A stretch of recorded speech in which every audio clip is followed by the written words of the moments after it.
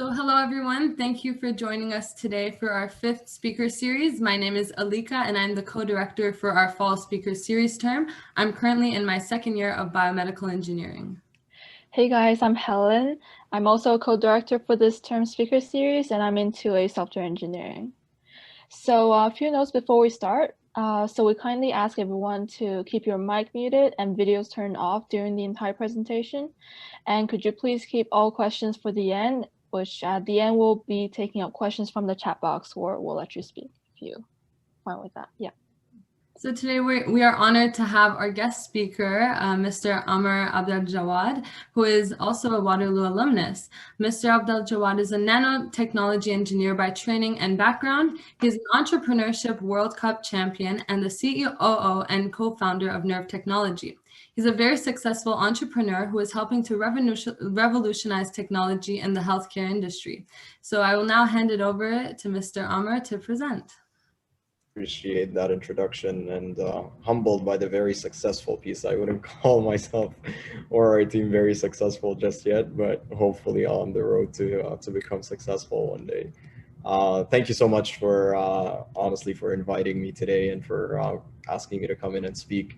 Always feels great to feel like I'm backing the Waterloo community and the university community. I know it's not exactly within the aspect of being inside of the university, and I know everything's virtual right now, and honestly I hope everyone's been doing well and staying safe and kind of adjusted to this new normal that we're going through, and maybe, I don't know, hopefully this presentation can inspire some people today to try to do something with this difficult time that we're going through.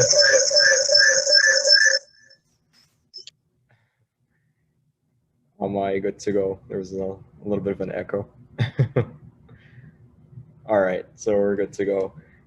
So today I want to take the opportunity to talk about something that might not be core in the core engineering aspect, but one of my learnings going through the entrepreneurial journey with NERv. And I decided to call the topic of today's conversation or talk how to find the right problem to solve and create the right solution to solve it. I'll be talking a little bit about the background of this topic, and then I'll try to provide you with a real life example, which was essentially our experience of how we managed to pretty much mess up this topic and then learn how to improve on it and actually nail it down the way it should be done. So the first thing that I wanted just to quickly start off is to give you a little bit of a background. I know Alika did a great introduction, but just maybe to reiterate on what she said, I am the Chief Operating Officer and one of the co-founders of NERv. NERv is a medical device company, and I'll talk about the company in a little bit and then we'll explain what we do and what we're hoping to achieve. I've been working with the company since 2014. I actually started off while I was in my 3rd year of undergrad, wrapped up my undergrad in nanotechnology engineering in 2016, and then pursued a master's in business, entrepreneurship, and technology, also out of Waterloo, out of the Conrad Center, as some of you might be familiar with it. Graduated in 2017 and continued working full-time on the company ever since. During my entrepreneurial journey, I had the honor of being the 2016 Student Entrepreneur of the Year in Ontario and the 2017 Student Entrepreneur of the Year across Canada. I also had the honor of being a TEDx speaker. I was invited to speak at UW, where I talked a little bit about our healthcare system and how it can be improved and how to use innovation to try to improve our system overall to deliver better patient outcomes. Now, going back to the conversation that we're going to have today, and I know Alika asked that questions can be put in the chat box and maybe asked towards the end. And I was about to say, let's have this as more of a casual conversation, but I'll stick to the plan and feel free to throw any questions towards the end. But one of the quotes that I came across at some point that really resonated with me and with the topic that we're discussing today is by Albert Einstein, where he said, if I were given 1 hour to save the planet, honestly, I'd spend 59 minutes defining the problem and 1 minute resolving it, which speaks to the importance of understanding the problem before you try to attempt to solve it. And doing some more research on this, I came across another quote where it said, if the problem that you want to solve is industry-wide, it is crucial to understand why the market has failed to address it, which once again signifies the value of understanding how big of a problem it could be and what exactly is the pain point that this problem is causing. And this all starts by listening to your customers. Whenever you try to understand the problem, usually you're biased to a certain extent and you only listen to it from your own perspective, or you think about it from your own perspective, when in fact it might not be the problem. It could be a different problem that you're thinking about that these customers are facing.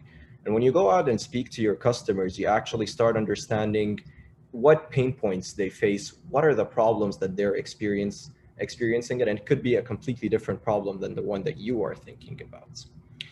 So one piece of advice that I would give early on, and one thing that we actually had to learn the hard way, is that don't jump the gun with your solution. Don't attempt to automatically take a solution that you have in mind and try to fix a problem with it. That's usually not the case of how you're supposed to be defining the problem and creating a solution for it. So what I'm about to talk about right now is essentially getting to that point where you're delivering a product that fits the market's needs, and that market has to be a good enough market for you to pursue. And essentially what you're trying to do is meet at this intersection between the product and the market, where you're actually delivering on a product that fulfills all of your customers' pain points, not what you think is their pain points. And to show you a real life example of what all of this means, I'll walk you through our journey with NERv and how it all started and the mistakes that we made along the way and how we managed to eventually get to the point of product market fit. So this story actually began back in 2014. And at that point, Yusuf, my co-founder, came to me and he told me that he had an idea for a problem that he had heard about personally from his own mother. And the story went as follows. Yusuf was sitting on the dinner table with his mother having a conversation. She seemed very anxious, and Yusuf tried to understand why was she anxious? Why was she so worried coming back home from work? And she essentially told him, I'm worried about one of my patients. I just performed the surgery on her, and I'm worried that she might be suffering from a complication after the surgery itself. So Yusuf told her, well, if you're so worried, why don't you try to identify that complication as soon as it happens? And she told him, well, it's not as simple as that. When a complication happens, we usually have to wait for a period of time to understand what sort of complication is developing before we can figure out exactly and pinpoint what sort of problem is happening.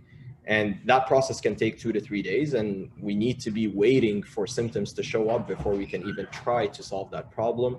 And unfortunately, during that time frame, we may be able to save the patient or we may not be able to save the patient. So Yusuf looks at her and he's like, Mom, I'm sorry, but that sounds pretty dumb. And she tells him, believe it or not, that's how medicine is practiced today. There is no solution out there to try to identify complications in real time. And what Yusuf's mother was explaining is essentially this roadmap that you see in front of you. When a surgery happens and if a complication develops, we have to wait for symptoms to present themselves before examination can begin, and then diagnosis, and finally treatment.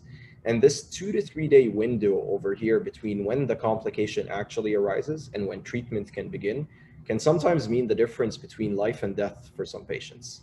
And for those that end up surviving the complication, their quality of life drops significantly. Costs start to increase, and in short, we call this as a delayed and reactive way to handling post-operative care. Now, when you start thinking about it, there are so many surgeries out there, there are so many complications that can arise. Where should we even begin? And after doing some research, we came across one problem that is associated with general surgeries, which in scientific or medical terms is known as anastomotic leakage, or in very simple terms, gastrointestinal leaks. And this problem has been the bane of intestinal surgeries for decades. For some of you, you might actually know how surgeries are happening when it comes to general procedures, but I'll just walk you through a quick explanation of what most of these surgeries actually look like. So some patients can go into the hospital having a tumor that wraps around their GI tract. And in order to get rid of that tumor, they actually have to snip portions of the GI tract before and after the tumor. And then they reconnect the rest of the tube with staples and sutures, as you see over here. Unfortunately, however, because of various reasons, including changes in tension along the GI tract, lack of blood supply across the surgical site, or even quote unquote surgical error, that staple line can sometimes get cut open and content from within the GI tract would leak into the abdominal cavity. Now, this problem actually happens more often than what people would think. It actually arises with roughly 8% of patients. When it does happen, mortality rates tend to be north of 10%, and costs can be roughly around $50,000 per leak incident, let alone that it can take 2 to 3 days to identify that leak. So this is the problem that we were trying to solve. So we were like, okay, we think we know the problem. Let's try to tackle it. And now I'll walk you through the different mistakes that we actually made along the way. So this was our first attempt at trying to solve this problem. We were 20, 21-year-olds at the time trying to think that we will tackle and take on the medical device industry by developing an implantable chip that is placed inside of the abdominal cavity to monitor for those leaks. And then that patch that you see on the outside actually communicates with the device on the inside. So as you can see over here, a leak happens, the sensor picks it up, it communicates with the patch on the outside. The patch then communicates with the patient's phone, letting them know that they need to go see their doctor. And then the physician at this point also gets a notification letting them know exactly what's going on with the patient. And that was probably the first attempt of us trying to solve this problem, and we did it in a horrible way. We didn't talk to enough physicians to try to validate that this is a solution that they need. And we didn't even think about how long this can take to get to market. So we were thinking, great, we have a solution. Let's go and try to actually make this happen and raise some money to be able to get it to market. So we went and we attempted to raise funds. We talked, I kid you not, to over 100 investors at the time. And every single time they're like, cool idea, thanks, but I think I'll pass. I don't think I'll invest in this. And then we attempted to take out a different route in order to validate this idea and actually try to get to market with it. So at this point, we decide to take the route of participating in incubators, in accelerators, where they can potentially give us some funds to try to get this to market because investors are not listening to us.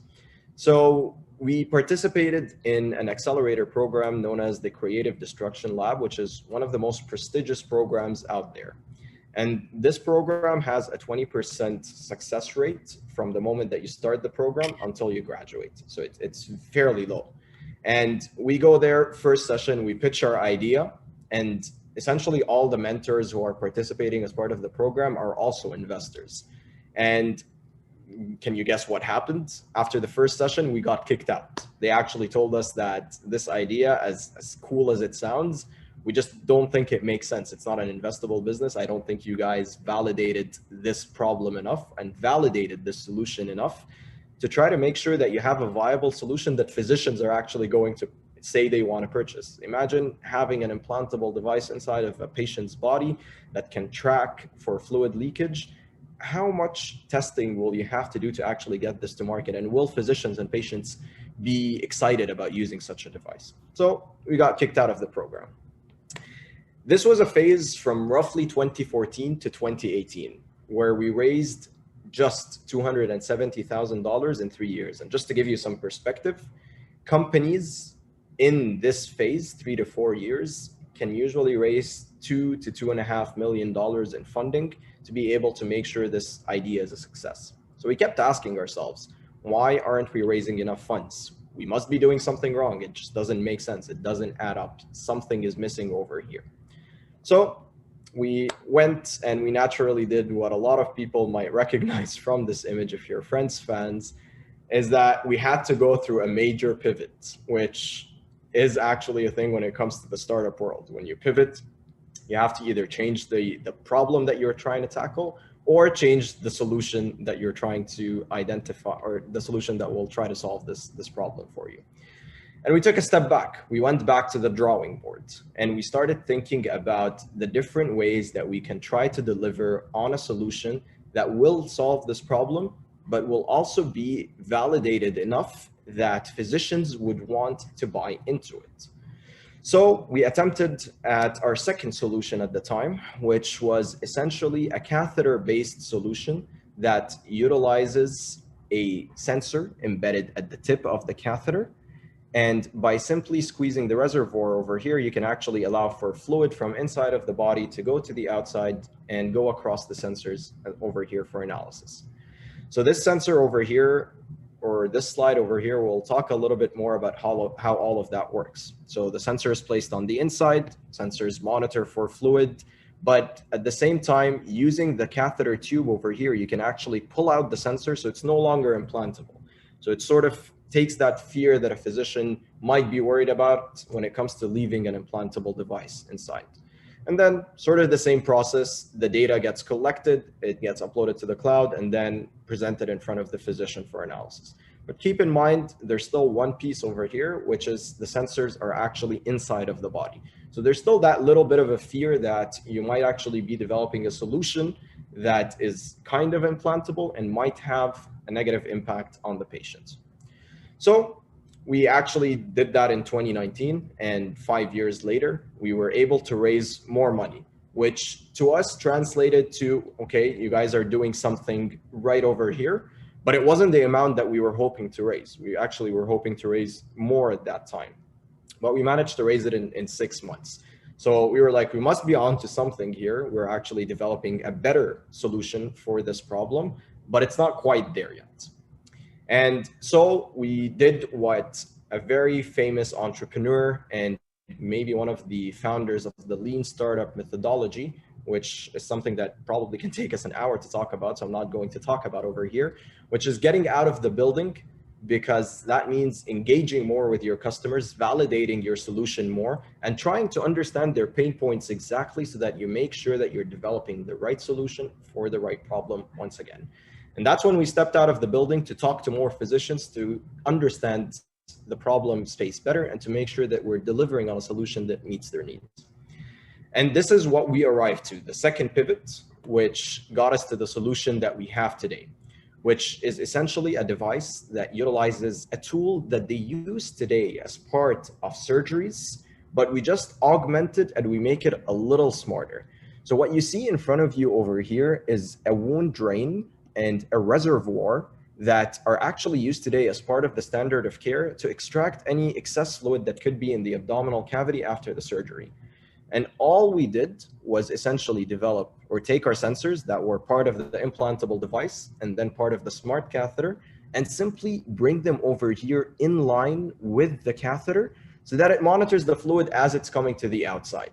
And then once again, take the data from the sensors and present it on a remote dashboard in front of the post-operative care team so that they can analyze. And just to give you a better sense of what this would mean, if you recall from one of the previous slides, how it looked like, the sensor was over here. Now we actually took it to the outside, which overcome the fear that a physician might have of having anything internally. So the sensors are right now on the outside. We use a tool that they're already using. One thing that we always have to keep in mind, especially when it comes to healthcare, is that physicians, nurses, anyone within the healthcare system is reluctant to change. If you present them with a new technology that requires them to either train for or maybe spend more time to try to learn how to use, they're going to be reluctant to use it. So keeping that in mind, and while speaking to a lot of those physicians, we started realizing that this is a much simpler tool. They already know how to use a wound drain and a reservoir. All they need to do is include our device into those two catheters, and they have a working system that's providing them with a smarter way of monitoring the patients. So once again, it's the same flow. The data is collected from the sensors, gets uploaded to the cloud, and then presented live in front of the post-operative care team for analysis. And what we noticed in this change, and this was mind-blowing for us, 6 years after we had started the company, we were actually able to raise $2.5 million this year in 6 months. despite all the challenges with COVID and how a lot of companies had a hard time raising money, we were able to raise money and the amount that we need, which is $2.5 million in 6 months. That's a record time in COVID times when it comes to medical devices. And being able to raise that amount in difficult times told us that we have achieved that product market fit. Physicians were saying yes. One of the people who invested in this company is actually the surgeon who completed the first phase of our clinical studies, which says that we are actually developing a solution of value, and that all of our previous attempts were probably not the right way to deliver that value to them, at least at that time. And on top of that, we were selected to represent Canada at the Entrepreneurship World Cup. And I'm proud to say that we actually came first ahead of more than 100,000 companies from 100 different countries around the world. And we were able to bring back home the cup, as well as bring the top prize of $500,000, which once again, competing against other companies, other teams that are developing medical technologies that are even ahead of us, says that we have managed to achieve something that makes sense. And I wanted to validate this a little bit further. So at the competition, you all recognize this man. He's a Waterloo grad as well, Kevin OLeary. I asked him one question, and he actually answered this while talking to all of the other finalists. He came up to me and he told me, why do you think you actually made it to the finals and you were one of the companies that were, at least at that point in time when I was talking to him, one of the top 5 companies in the competition?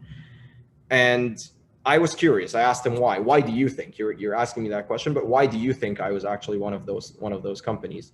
And he told me that within the first 30 seconds of your presentation, you nailed the product market fit piece. You told us exactly what the problem was.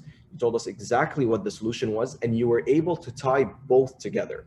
And you were able to tie both together by demonstrating the validation that this is something that the customer wants, which, coming from Kevin OLeary, being one of the most notorious investors in the world, known for how difficult he is and how difficult it is to convince him that this is something worthwhile, that was enough and a lot of validation for us that we're doing something right now. And on top of that, we actually were able to receive the Johnson & Johnson Innovation Award, being one of only 3 medical device companies to win such an award. And if you guys recognize this logo from earlier on in the slide, we actually went back, participated in the same program, and now we are one of the alumni of the Creative Destruction Lab, where I said that the participation and sort of graduation rate was in the range of 20%, which all again translates to how we've managed to nail that product market fit and how we've learned along the way and made sure that we are delivering on something that makes sense. So lesson number 1, I probably talked about this a lot, but nail your product market fit. I can't emphasize this enough, and I can't emphasize how valuable this piece is. So over here, you're not supposed to be developing a solution and try to mold it into a problem. So you need to listen to your customers. You need to understand their needs. You need to validate the problem by talking, I'm not even kidding, to hundreds of customers. And when it comes to a complex space such as the healthcare industry, you're talking to different stakeholders. You're not just talking to the end user of the product. You're talking to the stakeholders who involve physicians, who involve nurses, patients, hospital administrators, regulators, payers. You need to be talking to all of those different stakeholders, because these are the people who are going to allow your product to get into market. And if you don't validate it enough, you might be developing a solution that does not address the problem. And then you develop the solution. And I kid you not, we were sort of on the path to a certain extent, taking this backwards, and you should not be doing this. This is the harder way of trying to do it. Don't think that you have a solution and you go out and try to find a problem for it. Some people are successful in doing that, but it's very rare. You should take a step back, understand the needs, understand the problem, and then develop a solution to try to deliver on it to solve that problem. Lesson number 2, stay persistent. I told you we started this journey back in 2014. We faced so many setbacks. We heard so many no's and rejections, but we were kind of sure that we are trying to tackle a problem that is worthwhile, that means something, that is going to save lives. And because of that, we stayed persistent. We heard so many rejections that I remember one day actually pitching at the Velocity Fund finals, And at the time I was doing my MBET, and one of my profs sent me an email letting me know that he was sorry that we weren't able to win, even though our presentation was great. And a great presentation doesn't necessarily mean that you're going to win. And one of the reasons why I think we actually never won at the Velocity Fund Finals back then is because we were trying to deliver a very ambitious project that, to a certain extent, was going to take at least 10, 15 years to get to market, and probably close to $100 million in funding to be able to deliver on that. But he said one message in that email that sort of resonated with me. It stayed in my mind for a long time, where he said that you shouldn't be too disappointed. You have a great project and eventually it gets noticed and funded. So don't give up. And one story that I like to throw in over here, some of you guys might recognize this game if you're avid gamers, but in one of those competitions where I was pitching the earlier idea, I met Ray Musica, who was the CEO of Bioware previously, and he is a physician by training. And he was fairly impressed with the presentation. He was impressed with the problem domain that we're trying to tackle. This was back in 2017. After this competition, I attempted to convince him to come on board as an investor. And I am not even kidding. We worked on that for 3 years to try to convince him to become an investor. Definitely not more than 7. Until he eventually invested in our seed round. But it only took him 3 years to come on board as an investor. Once again, he told us at the end of the day that the reason why he invested is because we actually changed our solution altogether to address the pain point in the right way. And in our opinion, that was another validation that we're starting to do things right now. Lesson number 3, be grounded. Yes, we've had a lot of success lately and we're very thankful for that, but that success didn't come easy. And at the end of the day, we're very thankful for the people who gave us the opportunity early on, actually listened to us and gave us the guidance we need to be able to go through these pivots and get to the solution that we have today. Now, before I wrap up, I want to maybe leave you guys with some words of wisdom and maybe some tools that are going to help you in case you're thinking about the next entrepreneurial idea, or maybe embarking on a journey that is going to deliver on, hopefully, the next big thing. If you're starting from scratch, if you're still very early on in your career in terms of developing that next idea, you want to focus on documenting and journaling. Make sure that you're always writing down thoughts and ideas that come to your head. I'm pretty sure when you're walking around every single day, you're probably seeing a problem or two that other people face, or you might be personally facing, and there might not be a solution for it, or the solutions that are out there are just not good enough. So I personally use OneNote to be able to document my day-to-day tasks, my day-to-day thoughts, and at some point, the new ideas that were popping up in our heads. So I'd highly recommend maybe using OneNote to try to document all of that. For some people, music helps in terms of focusing, in terms of making sure you're in the right mindset. And one pianist that I always listen to while working that I feel it boosts my productivity is Ludovico Ionadi. So I'd highly recommend that maybe you listen to him while sipping on your coffee while working. That sort of helps. It puts you in the right mindset. So that's some piece of advice that I'd maybe leave you with over here. And finally, once you're actually ready to start on your idea, you're going to have so many tasks and so many duties that you're responsible for. You're usually starting off with limited resources, you're understaffed, you have so many things to do. And what I found was a great project management tool called Asana that some of you or most of you might actually know of. It's a great way to stay on track and sort of manage your tasks day in, day out. Finally, these are the things that I learned the hard way. And if there's a few things that I want to leave you with before we end this conversation, these are probably some of the things that I think are the most valuable part of our experience. First of all, surround yourself with the right people. Make sure that you're working with the right team, you have the right mentors, and you have the right partners who can help you make this a success. One of the reasons why we've been able to stay alive for this long, from 2014 to now, despite the limited funding that we've had in the beginning, was the partners that we had. We were lucky to be part of incubators and accelerators that gave us either a small amount of funding early on to support our research, or providing us with the mentors who understand what it means to get a product or to get a solution into the hands of a customer, from the idea phase where it's just on a piece of napkin to an actual physical product that can be in the hands of a user. Build a team that you enjoy working with. One of the most important things that I learned along the way is that you want to make sure that you're actually working with the right people. Make sure that it's a healthy working environment. It's not a toxic working environment. You complement each other and you have the right skill sets to get a product to market. At the end of the day, you have to think about your business idea as more than just a product. It's more than a technical product if you're technically focused. This is a business, so you need to understand what it means to get a business to market. And find an idea that you're passionate about. As I said, you're going to face so many obstacles along the way, and there are moments where you're going to feel like you're about to give up. But if you're passionate about something, if there's that fire inside of you all the time, if there's something that gets you out of bed every single morning, you will be able to overcome those obstacles. You should also be coachable.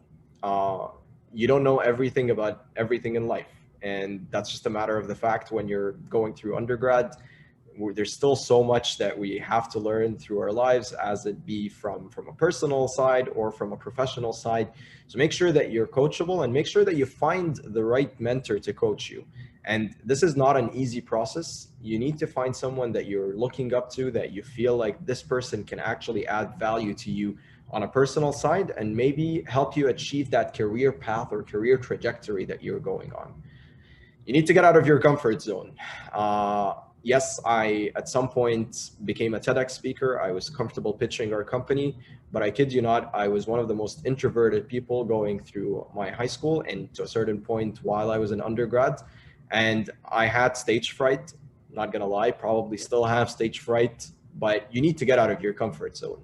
This is where the magic happens. If you never really push yourself to the limit, you'll never really know what you're capable of. Always have metrics.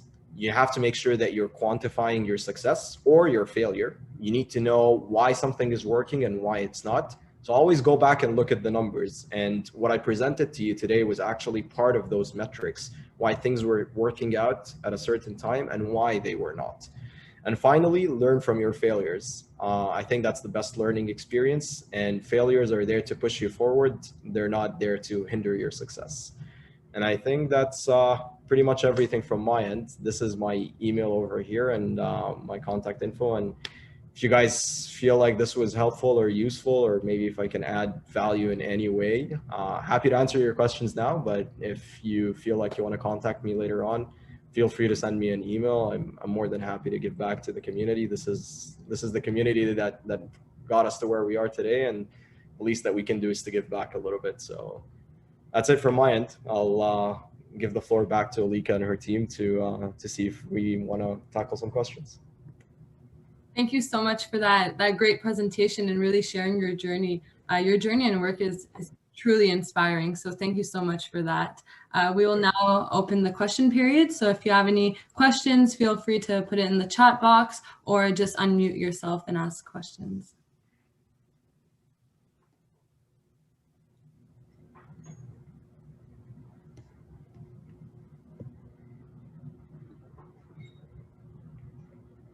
No questions so far. So this means one of two things. Either I did a really good job that no one has questions, or I did a terrible job that no one really understood what I was saying.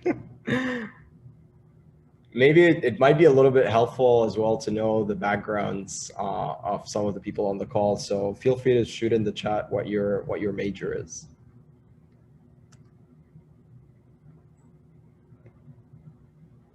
Meanwhile, while we're waiting for students to ask questions, I noticed one thing. So close to the end of your presentation, you mentioned how you had stage fright and you started off as more of an introverted type of individual. So I know a lot of students who suffer from stage fright and deal with it, and I don't like doing presentations. And what resources did you use, and how did you overcome that to be presenting in front of so many people and really pitch your company?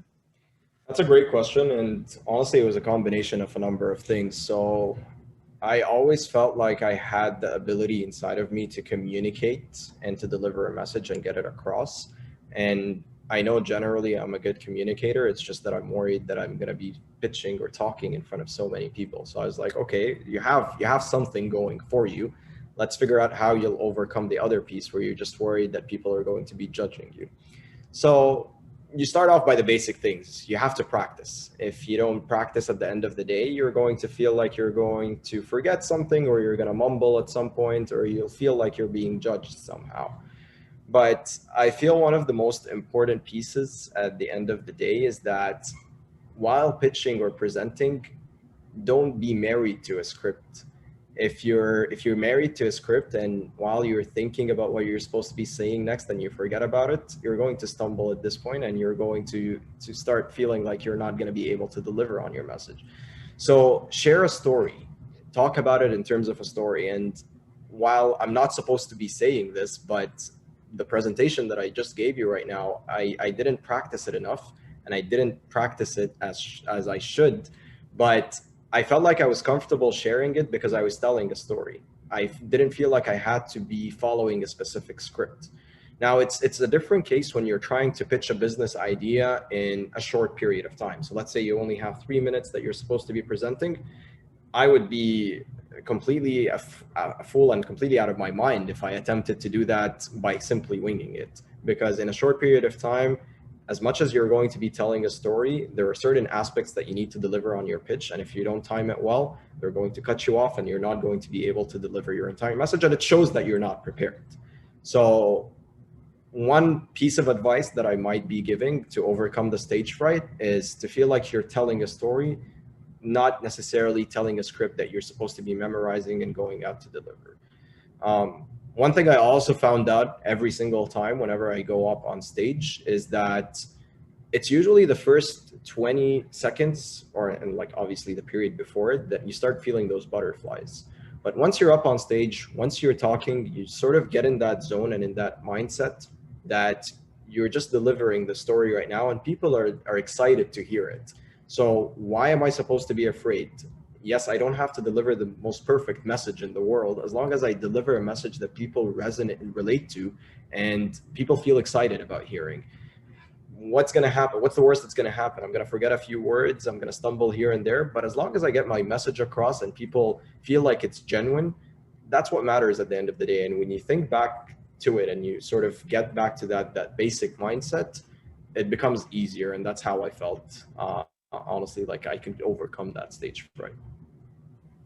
That's great. Thank you. That can help so many students. So thank you for sharing that. There's a question in the chat box. So what daily habit did you develop that you believe contributed to your success as an entrepreneur? Being consistent. I feel that's one thing when it comes to entrepreneurship that every single successful entrepreneur must have. It's not that one day, oh, I'm feeling super and I'm going to work on this every single minute of my day. And then the next day I'm like, oh, I don't feel like it. No, you have to be actually consistent and every single day deliver on your tasks and be organized, have proper time management skills, make sure that you wake up early every single day, or if you're more of a late night owl kind of person, make sure that you're dedicating enough time for yourself to work, be organized, have a schedule, and just be consistent in following through with that schedule. Thank you.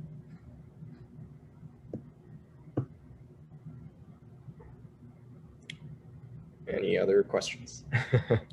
I know some people are usually shy to talk about the questions or to ask the questions. Feel free to shoot it through the chat if that's better.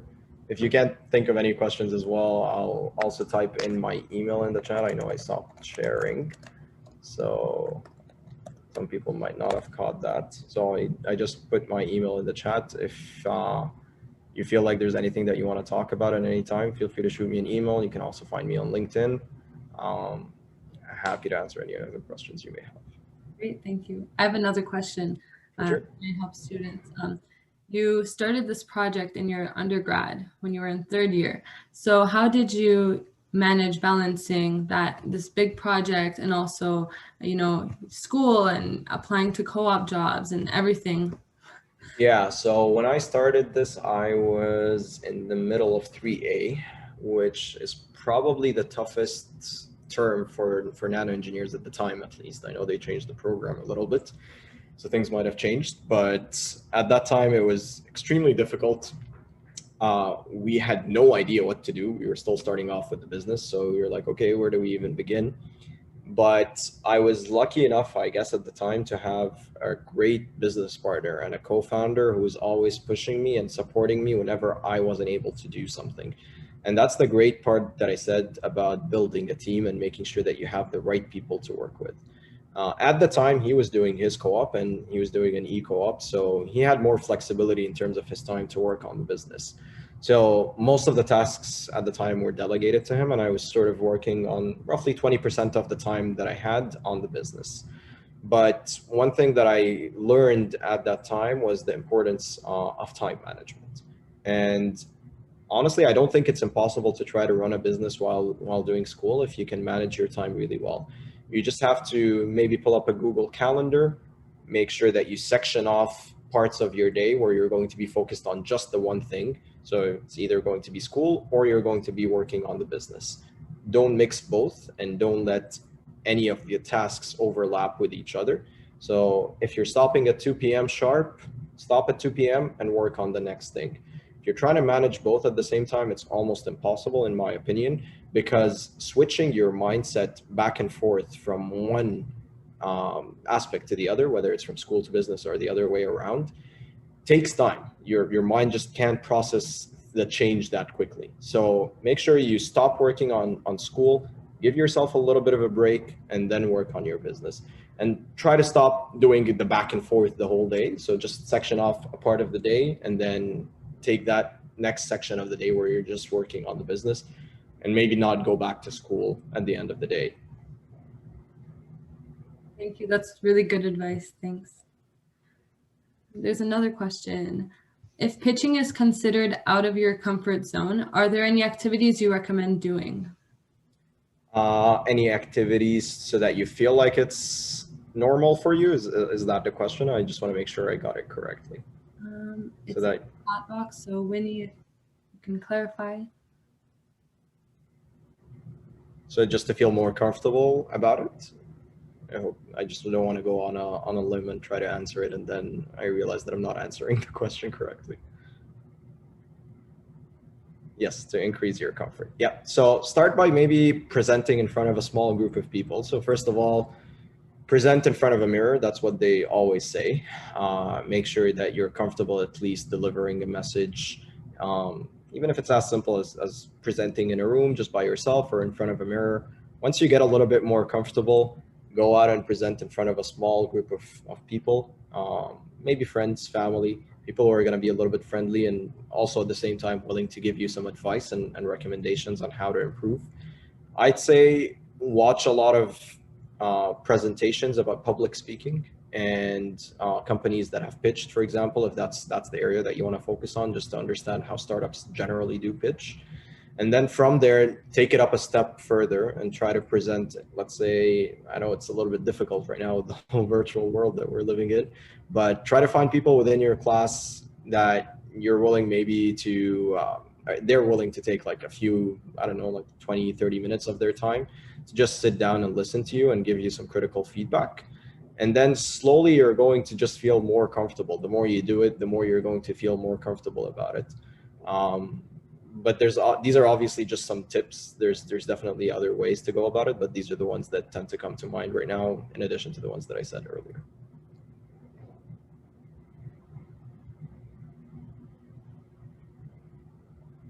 You're welcome.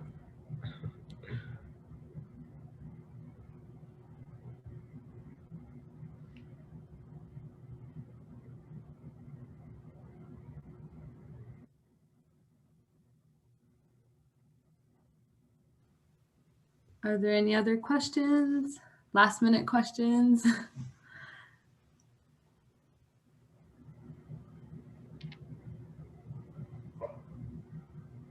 I guess it's been a long day. It's a Friday. It's the end of the week. Everyone's been studying the whole week. Everyone's looking forward to the weekend. So I guess that might be it for now. Before you leave, Oh, that's not for me. Oh yeah, I'm just pasting the feedback form link in there. Yes, I would actually very much appreciate the feedback as well if there's anything that's specific to me and on how I can improve. I was giving this presentation for the first time as well, so I'd very much appreciate the feedback. No problem. That's a cute cat at the back, I think. Great. Oh, thank you. Okay. So no other questions? Okay, thank you again for joining us today.